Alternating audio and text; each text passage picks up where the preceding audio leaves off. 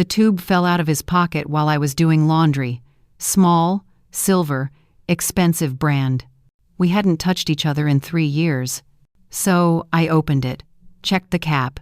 It had been used. Recently. I didn't cry. I didn't scream.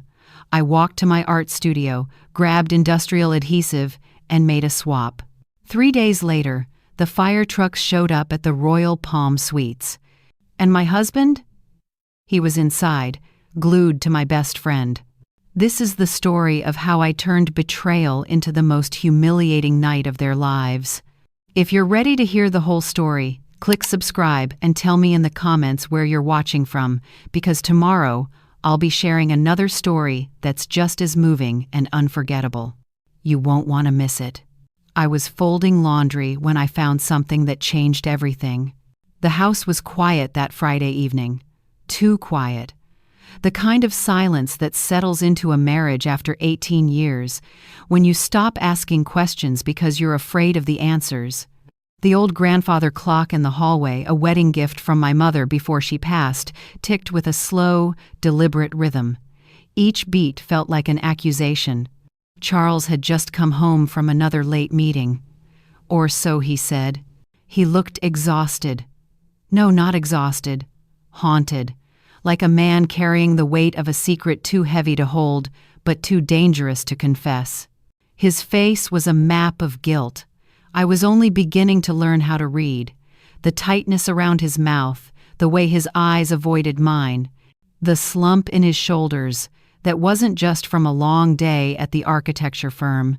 He tossed his jacket onto the sofa with the kind of carelessness that felt almost performative, loosened his tie as if it were choking him, and collapsed onto our bed without even showering.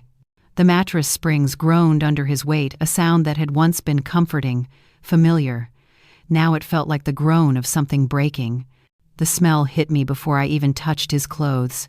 His expensive cologne, the one I'd bought him for our 15th anniversary, hung in the air. But underneath it was something else, something floral and sweet and entirely unfamiliar. A woman's perfume. Not mine. I wore soft rose scents, subtle and classic. This was loud, defiant, the kind of fragrance that announced itself when a woman entered a room. A few minutes later, the sound of his snoring filled the house. Deep, rhythmic, peaceful. I stood in the doorway of our bedroom, watching him sleep. Charles Mathews, my husband, the man who'd promised to love me through everything, the man who now felt like a complete stranger. I turned away and began tidying up the mess he'd left in the living room, his jacket, his wallet, his keys. The debris of a life I was beginning to suspect was built on lies. That's when I saw his jeans draped over the armchair, waiting to be washed. I picked them up, checking the pockets the way I'd done 1,000 times before. Loose change, a crumpled receipt, the ordinary artifacts of an ordinary life. But then my fingers brushed against something else. Small, cylindrical, plastic. I pulled it out and stared at it under the soft glow of the lamp. A tube of personal lubricant. Expensive brand. Discreet silver packaging. My heart stopped. Charles and I hadn't been intimate in almost 3 years. At first, I'd blamed myself and wondered if I'd let myself go, if I'd stopped being desirable. But Charles had reassured me, over and over, that it wasn't me. He was just tired. Work was stressful. Age was catching up with him. His desire had simply faded. "It's normal, Sophia," he'd said, kissing my forehead like I was a child. "We're not 20 anymore." I'd believed him, accepted it, made peace with a marriage that had become more companionship than passion. But now, standing in our living room with that tube in my hand, the truth hit me like a slap across the face. He wasn't tired. His desire hadn't faded. It had just found someone else. I turned the tube over in my hands, examining it the way an art teacher examines a forgery. The cap had residue on it, dried, recent. It had been used, and judging by how much was missing, it had been used more than once. My hands started to shake. I glanced toward the bedroom, where Charles lay sprawled across our bed, snoring peacefully, oblivious to the grenade that had just exploded in my chest. Part of me wanted to storm in there, throw the tube at his face, demand answers, scream until my voice gave out, watch him scramble for excuses like a man caught in a trap. But I didn't. Instead, I stood there in the dim light, the tube clutched in my trembling hand, and felt something cold and sharp settle into my chest. Not rage, not yet. Clarity. I walked to the bathroom and examined the tube under the bright vanity lights. Turned it over, studied the cap, the label, the way the plastic had been squeezed, leaving faint fingerprints on the sides. This wasn't an accident. This wasn't a mistake. This was evidence. I took out my phone and snapped a photo, then another, close-ups of the cap, the label, the residue. I documented everything with the precision of someone building a case, because that's exactly what I was doing. I put the tube back into his jeans pocket, exactly where I'd found it, and placed the jeans back on the armchair. Everything had to look untouched, normal. Like I hadn't just uncovered the first thread of a lie that would unravel everything. I returned to the living room and sat on the sofa, my phone glowing in my lap, the photos staring back at me like accusations. The smell of that foreign perfume still lingered in the air. The clock kept ticking. Charles kept snoring. And I sat there in the dark, folding and refolding a dish towel in my hands, my mind racing. Who was she? How long had this been going on? Where were they meeting? The questions multiplied like bacteria in a petri dish, each one more painful than the last. But underneath the questions was something else, something darker, something that scared me almost as much as the betrayal itself. A voice in my head, quiet but insistent, whispering a truth I wasn't ready to admit. I'm not going to confront him. Not yet. I'm going to watch. I'm going to wait. I'm going to find out everything. And then I'm going to make sure he regrets the day he ever lied to me. I looked down at the dish towel in my hands, twisted and wrung so tight my knuckles had turned white. From that moment, I stopped being his wife. I became his shadow. I didn't sleep that night. I lay beside Charles in our king-sized bed, staring at the ceiling while he snored peacefully, his chest rising and falling with the rhythm of a man who had nothing to hide. The darkness pressed down on me like a weight, suffocating and absolute. Every time I closed my eyes, I saw that tube, the silver cap, the residue. By 3 a.m, I gave up trying to sleep. I slipped out of bed, careful not to wake him, and padded downstairs in my bare feet. The house was cold, the hardwood floors creaking under my weight like they were whispering secrets of their own. I grabbed his jacket from the sofa, the one he'd tossed there so carelessly hours before, and brought it to my face. The scent hit me immediately. That same floral perfume. Sweet, cloying, unmistakable. It clung to the fabric like a confession, woven into the fibers of his collar and sleeves. I could almost see her, whoever she was pressing herself against him, leaving her mark. My stomach turned. I dropped the jacket and walked to the kitchen, my hands shaking as I poured myself a glass of water, but I couldn't drink it. I just stood there at the sink, gripping the counter, staring out the window into the dark backyard where we used to have barbecues and birthday parties and lazy Sunday afternoons. When had everything changed?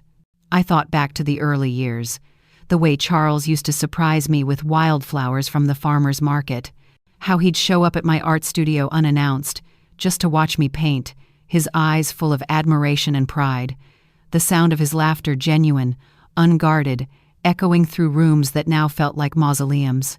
We'd been happy once, hadn't we? Or had I just been too blind to see the cracks forming? At 4 a.m, I made a decision. I grabbed my phone, slipped on my coat, and walked out to the garage. Charles's SUV sat in the darkness, still and silent. I opened the driver's side door and climbed in, the leather seats cold against my skin. I turned on my phone's flashlight and began searching. The glove compartment was locked, something that had never been the case before. I stared at the small silver lock for a long moment, my heart pounding. Why would he lock it? What was he hiding? I went back inside, retrieved the spare key from the kitchen junk drawer, and returned to the car. My hands trembled as I unlocked the glove compartment. Inside, tucked beneath the car manual and registration papers, I found a stack of receipts. I pulled them out, my breath catching in my throat as I read the names printed across the top. Royal Palm Suites. 3 receipts. 3 different dates over the past 2 months, all for overnight stays. I felt the world tilt beneath me.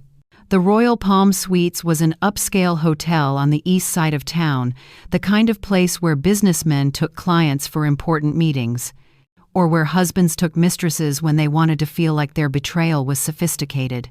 I took photos of every receipt, my hands shaking so badly I had to brace my phone against the steering wheel to keep the images clear. Back inside the house, I sat at the kitchen table and opened Charles's laptop, the old one he rarely used anymore. He'd switched to his phone for almost everything, guarding it like it contained state secrets. And maybe it did. I clicked through his email, his browser history, his saved files. Most of it was work-related: architectural blueprints, client proposals, budget spreadsheets. But then I noticed something strange. His phone was synced to the laptop, and in the corner of the screen, a notification appeared. New message from Martha Allen. Martha. The name hit me like a physical blow. Martha Allen, my best friend since college. The woman who'd stood beside me at my wedding, tears streaming down her face as Charles and I exchanged vows. The woman who'd helped me set up my first art studio, who'd consoled me when my mother died, who'd sat at this very kitchen table drinking wine and laughing about life and love and everything in between. Martha, who worked at Charles's architecture firm as a project coordinator. Martha, whose name now appeared on his phone at 4:30 in the morning. I clicked on the message thread, my vision blurring with tears. Can't wait to see you tomorrow. I miss the way you touch me. My breath caught. I scrolled up, reading message after message, intimate, explicit, tender in ways Charles hadn't been with me in years. I saw her face in my mind, her warm smile, her infectious laugh, the way she'd hugged me at my last birthday party and told me I was lucky to have a husband like Charles. My world split in two. The friend who'd laughed with me over coffee, and the woman who'd been sharing my husband's bed. I told Charles I had an art exhibit opening downtown. It was Thursday evening, 5 days after I'd found the messages, 5 days of pretending everything was normal while my insides churned with a rage I could barely contain. "That's wonderful, honey," he said, barely looking up from his phone. "What time will you be home?" "Late," I replied, slipping on my coat. "Probably around 10. He nodded absently, his thumbs moving across the screen, texting her most likely. "I have a late meeting myself," he added. "Don't wait up." I forced a smile. "Drive safe." The words tasted like poison. I left the house and drove 3 blocks before pulling over and parking on a side street. Then I waited, my hands gripping the steering wheel, my heart hammering against my ribs. 20 minutes later, Charles's black SUV rolled past. I waited until he turned the corner, then pulled out and followed at a safe distance, keeping 2 cars between us. My phone buzzed, a text from my friend Carla. "How's the exhibit? Send pics." There was no exhibit. I'd lied to everyone, to Charles, to Carla, to myself, pretending I was still the woman who went to gallery openings and smiled for photographs. But that woman was gone.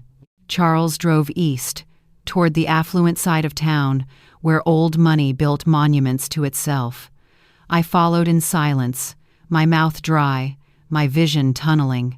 When he pulled into the Royal Palm Suites parking lot, I felt my stomach drop. I parked across the street, partially hidden behind a landscaping truck, and watched. Charles got out, straightened his jacket, and checked his phone. He looked nervous, excited, The way he used to look before our first date, 20 years ago. Then another car pulled up, a silver sedan I recognized immediately. Martha's car. She stepped out wearing a tight black dress and heels, the kind of outfit she'd never worn to the office. Her hair was down, flowing over her shoulders. She'd done her makeup carefully. Dark eyes, red lips, the full performance. Charles smiled when he saw her. Not the tired, obligatory smile he gave me. A real smile, the kind that reached his eyes. She walked straight into his arms. He kissed her. Right there in the parking lot, under the golden glow of the hotel lights, where anyone could see. I watched them disappear through the lobby doors, hand in hand, laughing about something I would never be part of.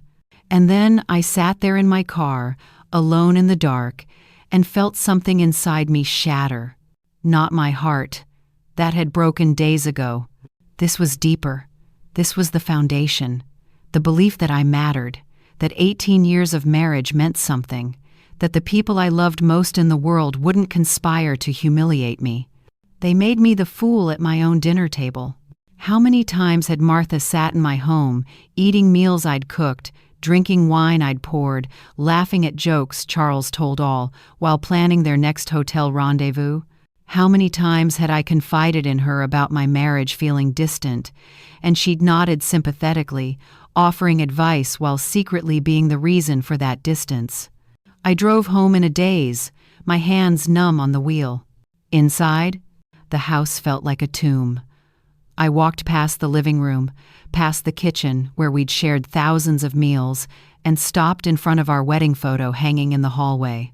Charles and I, young and hopeful, smiling like we'd just won the lottery. Martha was in the background of that photo. A bridesmaid in lavender, holding a bouquet, beaming at the camera. She'd been there from the beginning, and now she was the end. I poured myself a glass of wine, something expensive Charles had been saving for a special occasion, and sat at the kitchen table. The sadness was there, yes. The grief, the humiliation. But underneath it all, something else was growing. Something cold. Something sharp. Resolve. I wasn't going to cry anymore. I wasn't going to beg or plead or ask him why. I was going to make them both wish they'd never touched each other. I took a long sip of wine and opened my laptop. It was time to plan. Charles's home office was off limits. Always had been. I need my own space to think, he'd told me years ago when he converted the spare bedroom into his personal sanctuary. You have your art studio. I need this. I'd respected that boundary. Trusted it. Now, standing outside the locked door at 2 a.m, I realized trust was just another word for blindness. I retrieved the spare key from the back of my jewelry box, the one Charles didn't know I'd made years ago, just in case, and slipped it into the lock. The door opened, with a soft click. Inside, everything was pristine. Organized. His mahogany desk sat beneath the window, papers stacked neatly, pens arranged in a ceramic holder I'd made for him in a pottery class. The room smelled like his cologne and old books. It smelled like lies. I sat in his leather chair and opened the top drawer. Bank statements, bills, tax documents. I pulled out the folder marked Personal Finance and began reading. My hands stopped shaking when I saw the first transfer. $15,000 withdrawn from our joint savings account. Date, March 12th. Memo, business investment. I'd never seen this transaction. Charles handled most of our finances. I'd been too busy with my art studio to pay attention. Too trusting. I flipped through more statements. Another $12,000, then $8,500, then $20,000. Over $60,000 had been quietly siphoned from our savings over the past 6 months. My stomach turned. I opened his laptop, still logged in, careless, and searched his files. That's when I found the folder labeled MA Design Firm. Inside were dozens of documents, business proposals, partnership agreements, investor presentations, and at the top of every single page, Charles Mathews and Martha Allen Limited. They'd started a company together, a design firm specializing in sustainable architecture, using our money I'd helped save. Money from years of teaching art classes and weekend workshops while Charles climbed the corporate ladder. But it got worse. Buried in a subfolder marked Legal, I found a document titled Inheritance Transfer Authorization. I opened it, my breath catching. It was a notarized form transferring $45,000 from my mother's estate money she'd left specifically to me into the business account for Charles Mathews and Martha Allen Limited. At the bottom of the page was my signature, except I'd never signed it. I stared at the careful forgery, the loops and curves almost perfect, and felt something cold settle into my bones. They weren't just having an affair. They were stealing my life, my money, my future. My voice came out as a whisper in the empty office. They weren't just stealing my husband, they were stealing everything. I grabbed my phone and began photographing every document, every bank statement, every transfer record, every forged signature. The shutter clicked like a heartbeat, mechanical and relentless. When I finished, I printed copies of the most damning evidence and tucked them into my bag. Then I locked everything back exactly as I'd found it and slipped out of the office. Back in the kitchen, I sat in the dark and called Carla. She answered on the third ring, her voice thick with sleep. "Sophia? It's 3 a.m. I need a private investigator," I said. "Someone discreet. Someone who can document everything." Silence. Then, "Oh, honey, what did you find?" "Everything," I whispered. "I found everything." Carla gave me a name, Thomas Brennan, former detective, now private investigator specializing in infidelity and fraud cases. I texted him before dawn. "I need your help. My husband is stealing from me, and I need proof before I destroy him." He responded within minutes. "I'll help you. Let's meet today." I stared at my phone, at the evidence now backed up in 3 separate locations, and felt the sadness finally harden into something unbreakable. Cold resolve. I met Thomas Brennan at a coffee shop on the outskirts of town, far from anywhere Charles or Martha might go. He was exactly what I expected. Mid-50s, unassuming, with the kind of face that blended into crowds. He wore a simple gray jacket and carried a worn leather messenger bag. His eyes, though sharp and analytical, missed nothing. "Mrs. Mathews," he said, extending his hand, "I'm sorry we're meeting under these circumstances." I shook his hand and sat down, sliding a flash drive across the table. "Everything I've found is on here. Bank statements, forged documents, hotel receipts, text messages." Thomas plugged the drive into his laptop and scrolled through the files, his expression unchanging, professional. He'd seen this story 100 times before. But for me, it was the first and only time my life had imploded. "I'll need 2 weeks," he said finally. "Maybe less. I'll document everywhere they go, everyone they meet with. You'll have time-stamped photos, video if possible, and a complete paper trail." "How much?" I asked. He quoted a price. I didn't flinch. It was worth every penny. "One more thing," Thomas said, closing his laptop. "Whatever you're planning to do with this information, and I can see in your eyes you're planning something, don't act hastily.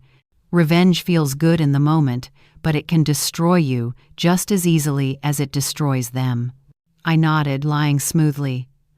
"I just want the truth. For the divorce." He didn't believe me.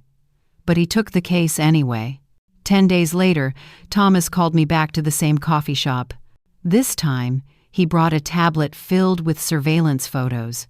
The first image showed Charles and Martha at an Italian restaurant downtown, his hand covering hers across the table, candlelight, wine glasses, intimate smiles. The second showed them walking into the Royal Palm Suites, her head on his shoulder. The third was taken through a hotel window, them kissing on the bed, half undressed, lost in each other. Each photo was a knife sharpened by truth. I scrolled through dozens more. Parking garages, coffee shops, a park bench where they sat with their fingers intertwined. Every image was another confirmation of what I already knew but hadn't wanted to believe. "There's more," Thomas said quietly. He showed me financial records he'd obtained through a forensic accountant contact. "They've been planning this for over a year. The business. The money transfers. They were going to leave together once the firm was profitable." I stared at the numbers on the screen, feeling my chest tighten. They'd mapped out my erasure like architects drafting a building, carefully, methodically, with no regard for the foundation they were demolishing. "What will you do?" Thomas asked. I closed the tablet and looked at him. Nothing hasty. He studied my face for a long moment, then nodded. "Be careful, Mrs. Mathews." That night, I sat in my art studio surrounded by canvases and tubes of paint and jars of industrial adhesive. I pulled out a notebook and began writing. Ideas for confrontation. Expose them publicly at the firm. Send evidence to their families. Drain the business account. Hire a lawyer and take everything.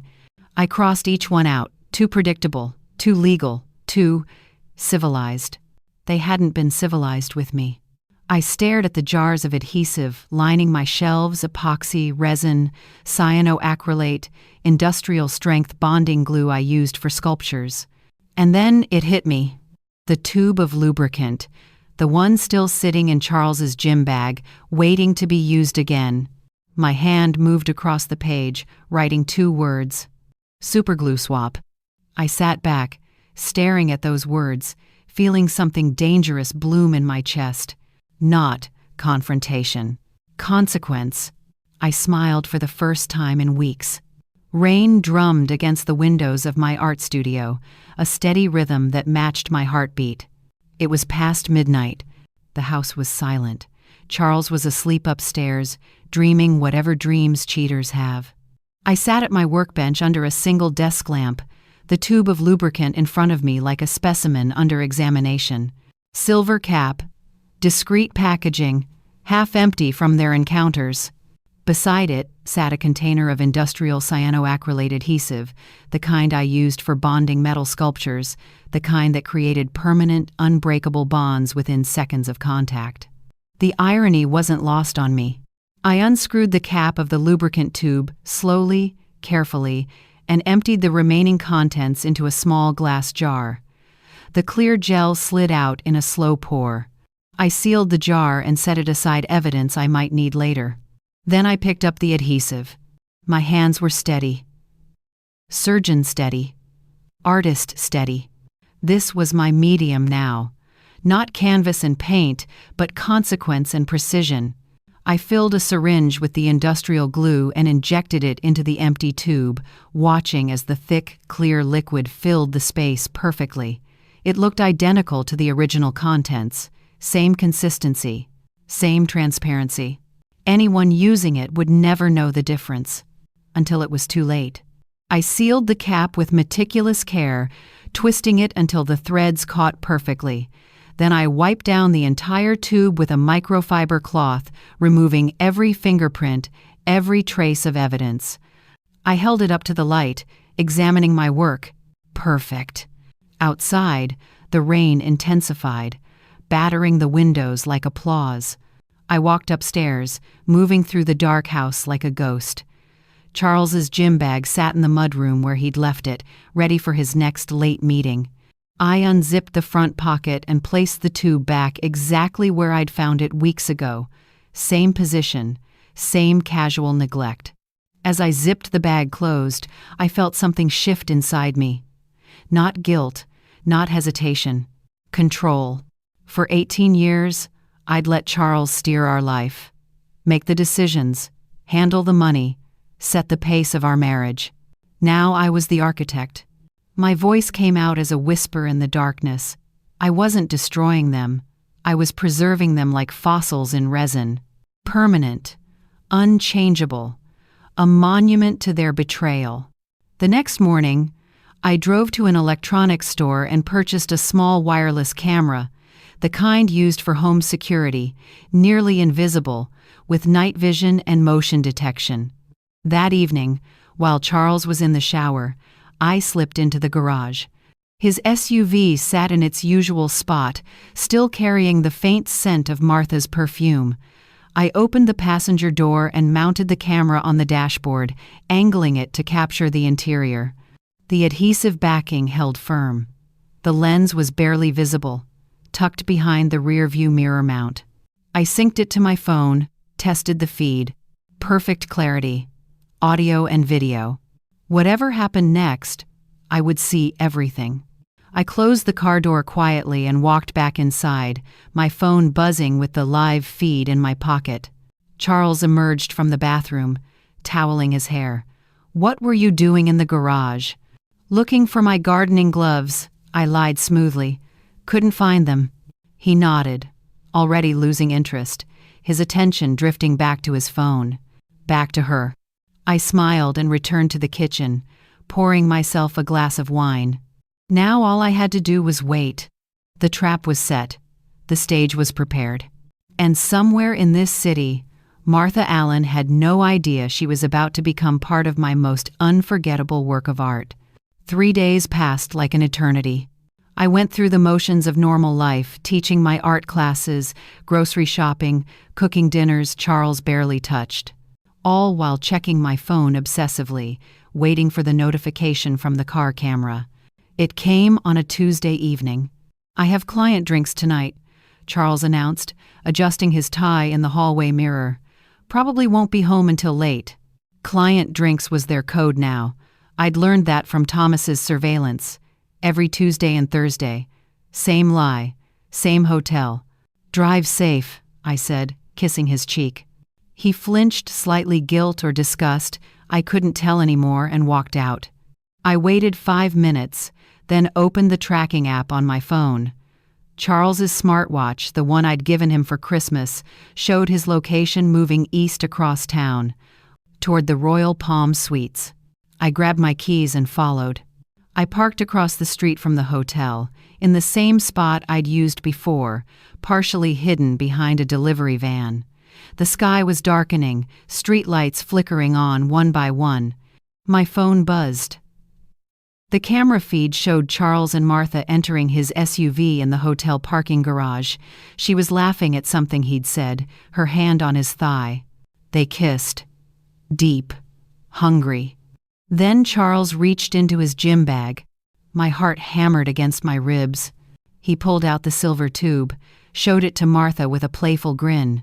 She giggled, biting her lip. They got out of the car and headed toward the hotel entrance, arms around each other, completely oblivious. I checked my watch. 7:47 p.m. Now I waited. At 8:23 p.m., I heard the sirens.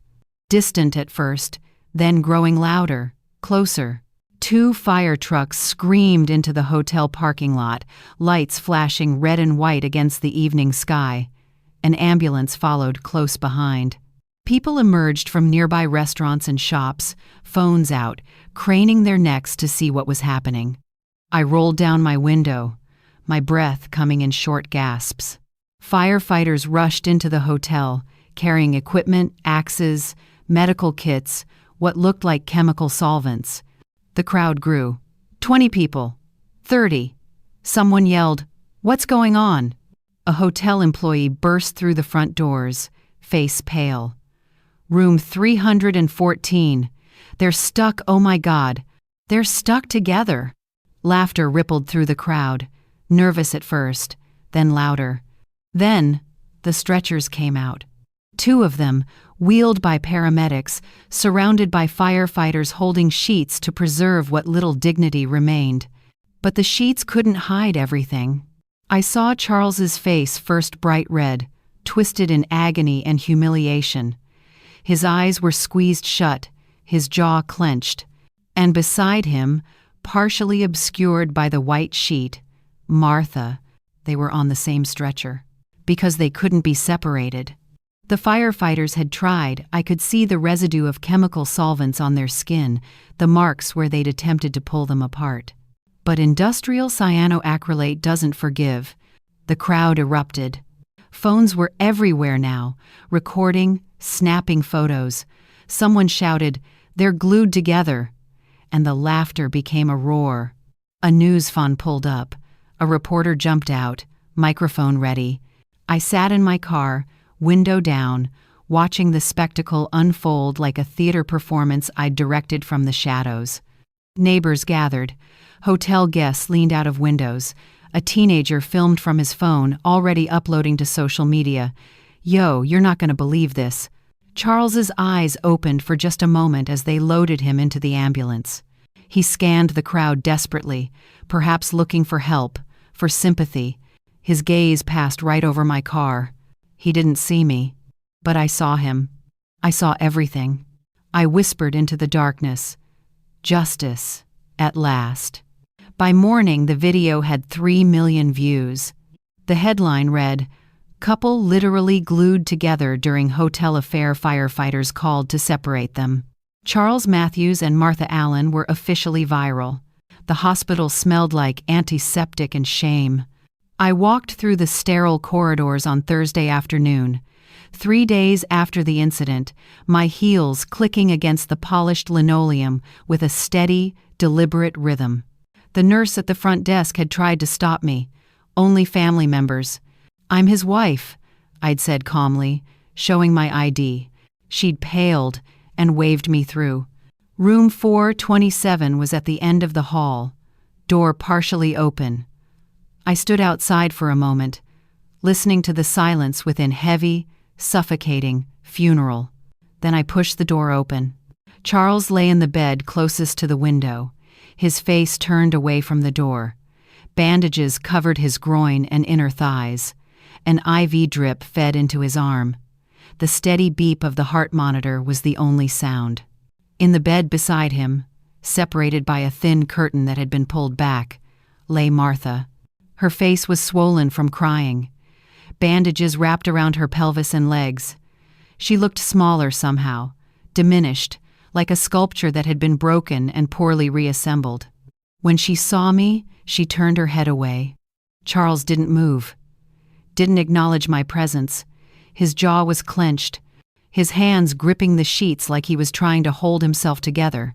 I walked to his bedside slowly, each step measured, and stood there looking down at the man I'd spent 18 years loving. He looked old, fragile, pathetic. "Sophia," he whispered finally, his voice cracked and broken. "Don't," I said quietly. I reached into my bag and pulled out a manila envelope. The divorce papers I'd had drawn up 2 days ago, expedited, thorough, merciless. I placed them on his chest. He stared at them like they were a death sentence.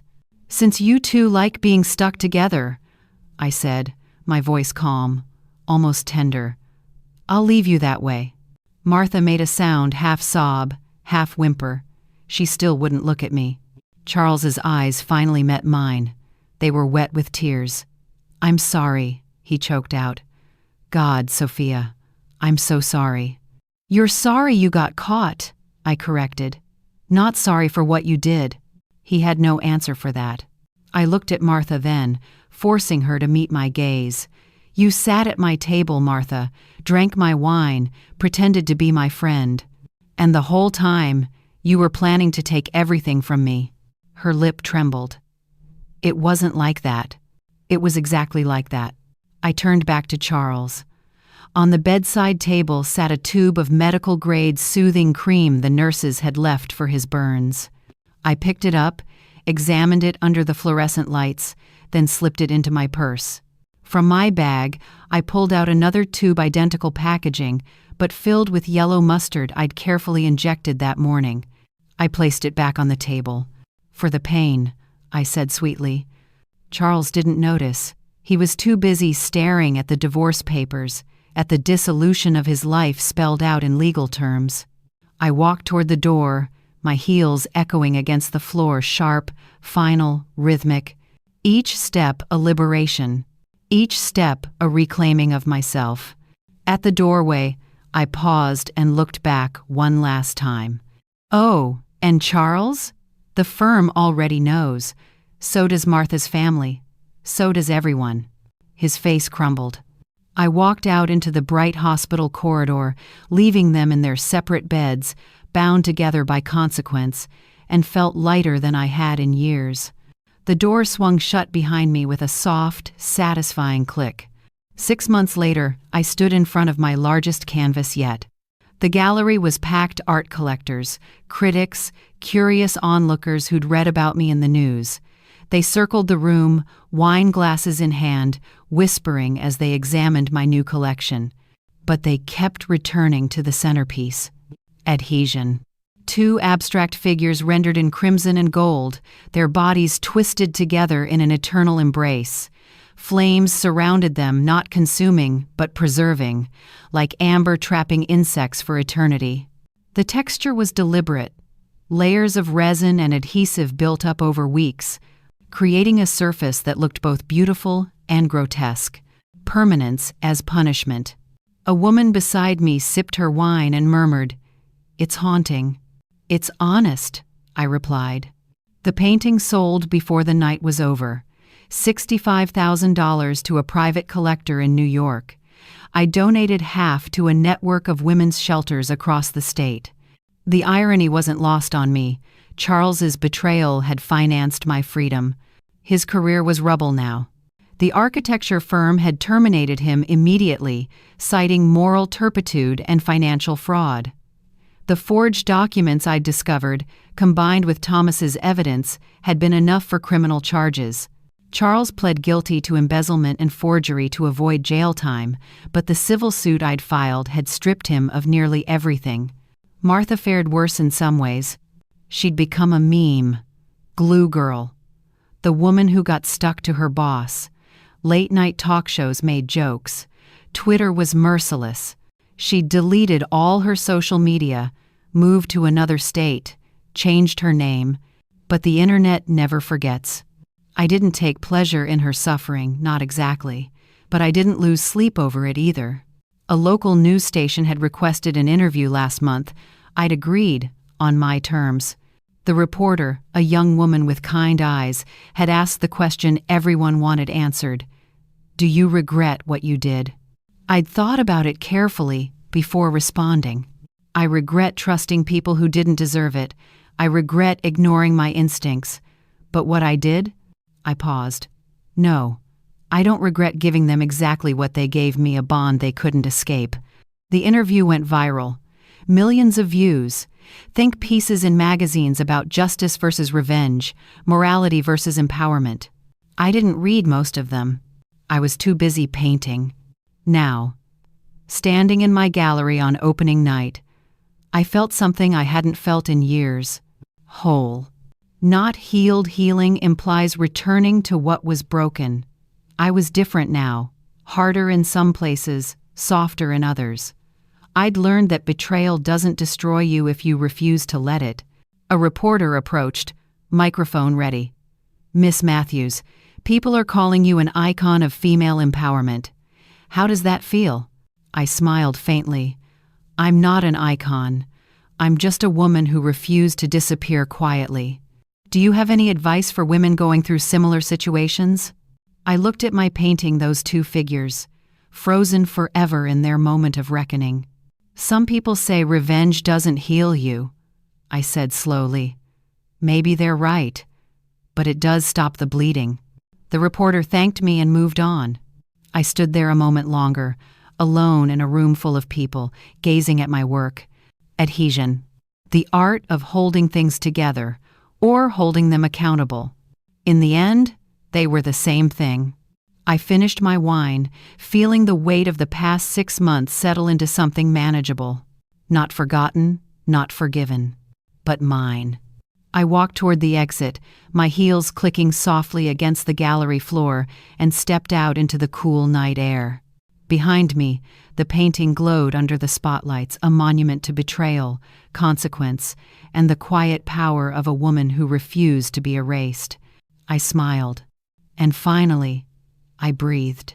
If you enjoyed this story, you will surely love the next one. It's as interesting and even more intriguing as can ever imagine. So do check it out. Click on the image showing on your screen right now to watch the next one.